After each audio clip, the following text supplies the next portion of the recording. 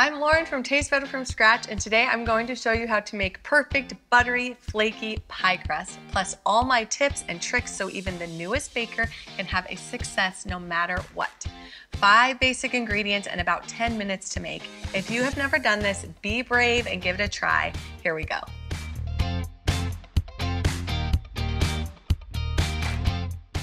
Okay, we need the most basic ingredients here, you guys. You probably have it in your pantry. We're using 2½ cups of all-purpose flour. We're gonna mix that with a teaspoon of salt. Now, the trick with pie crust is the fats. Some people use butter, some people use shortening. I use both because we get the best of both worlds. We're using frozen or really cold butter. So we're grating 6 tablespoons of cold butter.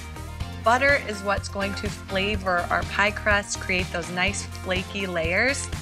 The shortening is what's going to help keep the structure. It helps it be really nice and tender. I'm going to be using my pastry blender. You can use 2 forks if you want. And I've got 3/4 cup of shortening, and I've chilled my shortening too, because the most important part of pie crust is that our fats are cold. That's what helps create those pockets of flakiness as the pie bakes. Cut the shortening and the butter in. We're gonna cut it in until it's just like coarse crumbs. You just really don't want any big pieces of shortening or butter. I love teaching people to make homemade pie crust because I feel like I just want to debunk everybody's fears or intimidation with making homemade pie crust, because store-bought crusts are the worst. No offense if you buy them, but they are tasteless, flavorless, they brown super quickly. Homemade pie crust, you make it one time, you will never go back, I promise you. Now that we have our shortening and butter mixed in really well, we are going to use ice water to bring this dough together. Again, you'll notice the trend. We're using ice water, we're using cold butter and cold shortening to keep everything nice and chilled. I've measured out about 1/2 cup of water. I've filled it with ice so that the water stays nice and cold. And we're just gonna drizzle it in a little bit at a time, because you may need less, you may need more. We just want to add enough that this comes together in a nice soft dough. The other thing with pie crust is you don't want to overwork the dough too much once we start adding the butter. You want to handle this as little as possible. So we just want to gently mix it together until it forms into a dough. We're not kneading it like bread. We want it to be nice and tender, so we don't want to overmix it. Once I can see the dough starting to come together, I like to just get in here with my hands and help it out. It's a lot easier, but be really, really gentle as you kind of help form it into a big ball. Now this pie crust recipe is going to make 2 crusts, which is perfect if you have a recipe that has a top and a bottom, or you can freeze the other half for another day if you only need one of the crusts. So divide the dough into 2 equal pieces. I like to form it into a nice ball in my hands, pat it into a little bit of a disc, that way it'll be easy to roll out when it's cold. We're gonna cover this. You need to refrigerate this for at least a few hours, or you can put it in the freezer for about 20 minutes. Then I'm gonna show you how to roll this out to bake it. I've grabbed one of our pie discs from the fridge. This has been chilling for a few hours and we are ready to roll it out. I am going to grab a barely damp dish towel. I'm gonna set that down and I'm gonna put parchment paper on top. The dish towel will help keep the parchment paper from sliding around. So I've got a big piece of parchment paper. I'm gonna put that, about 1 big piece of parchment paper we're gonna put on top. And then all you need is just a little bit of flour. The reason I love this method is that it makes it really easy to get the pie crust into the pan with no cracking or no mistakes. This is just a super easy way to do it. It's how I've always done it, but you can also dust your countertop with flour and roll it out that way if you want. So for rolling out pie crust, you want to start at the center and roll towards the outsides. We're just going to roll this out nice and thin. It's really important when you're rolling out your pie crust to make sure it's going to fit in your pan well. So just grab whatever pan you're going to be putting it in and make sure that you've got at least an inch overhang around the outsides. You want your pie crust to be evenly thin throughout.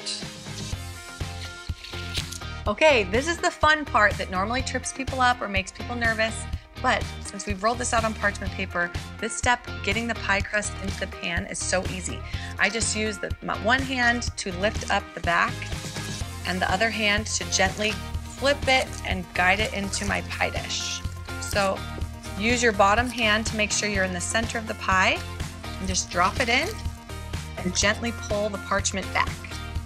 So easy, beautiful. Okay, so you need to kind of wiggle it around to make sure that it's in the center. Now that we have the pie dough rolled out and in the pan, we can leave it like this for a filling like apple filling. We can crimp the edges for pumpkin pie, or we can blind bake this crust for pies like lemon sour cream pie that need a already baked crust. So I'm going to show you how we're going to make this pie beautiful and crimp the edges. I like to take a pair of scissors and just kind of even out the edges. If there's anything that's hanging over quite a bit, we can trim off those edges, and you can add them to other parts that might need a little bit of extra crust. I want at least a 1-inch overhang. So if there's little parts that are lacking, you can take extra pie dough and pinch it just right behind to make it a little bit longer. Another trick I like now that we have this overhang is to pick it up and fold it back behind to create kind of a tall edge. We fold it behind so that you don't see that line.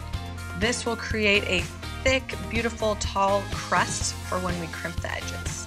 To crimp this pie crust, I like to use 2 straight index fingers with my thumb in the middle, and I just put my index fingers down and gently press my thumb forward. Look how beautiful that looks. Now we're going to blind bake our pie crust. This is really important to add pie weights to our crust, because if you bake it just like this, the pie is going to shrink and it's not going to hold this beautiful shape all around the outsides of the pie. So what you need to do is grab a piece of parchment paper and stick it gently in the middle. And then I'm using these reusable pie weights, which I'll link to, or you can use dry rice or dry beans if you have those at home. And then we're going to add them to the pie to kind of act as a weight as the pie cooks to hold it in place while it bakes. We're going to bake this with the pie weights at 375 degrees for about 15 minutes. Then we will remove the pie weights and bake it for another 15 to 20 minutes until it's nice and golden.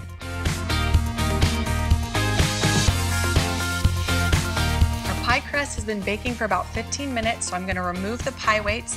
I just like to pull everything to the center and gently lift them out. Voila!